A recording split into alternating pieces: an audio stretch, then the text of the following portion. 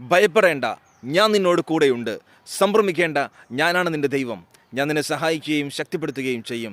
യേശുക്രിസ്തുവിൻ്റെ ഈ വചനങ്ങൾ നിങ്ങളെ ബലപ്പെടുത്തും. നിങ്ങളുടെ ഇപ്പോഴുള്ള കഷ്ടപ്പാടുകളും ബുദ്ധിമുട്ടുകളും പ്രയാസങ്ങളും മാറും. യേശുവിനോട് പ്രാർത്ഥിക്കുക.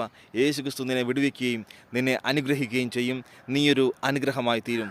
നമ്മുടെ ജീവിതത്തിൽ പലവിധ ബുദ്ധിമുട്ടുകളും വിഷമങ്ങളും കടന്നു വന്നേക്കാം.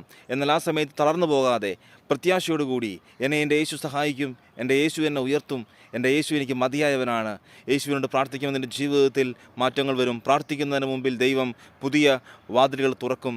നീ അനുഗ്രഹിക്കപ്പെടും. അതുകൊണ്ട് ഏതെങ്കിലും വിഷയത്താൽ ഇപ്പോൾ മനസ്സ് ഭാരപ്പെട്ടുകൊണ്ട് ആത്മഹത്യയിലേക്കൊക്കെ ചിന്തിക്കുന്നുണ്ടെങ്കിൽ അതിൽ നിന്നെല്ലാം പിന്മാറുക. കാരണം ദൈവം നിനക്ക് വേണ്ടി പുതിയൊരു വഴി വെച്ചിരിക്കുന്നു. നിൻ്റെ ജീവിതത്തിൽ പുതിയ വഴികളെ വെട്ടുന്നവനാണ് കർത്താവും ദൈവമായ യേശുക്രിസ്തു.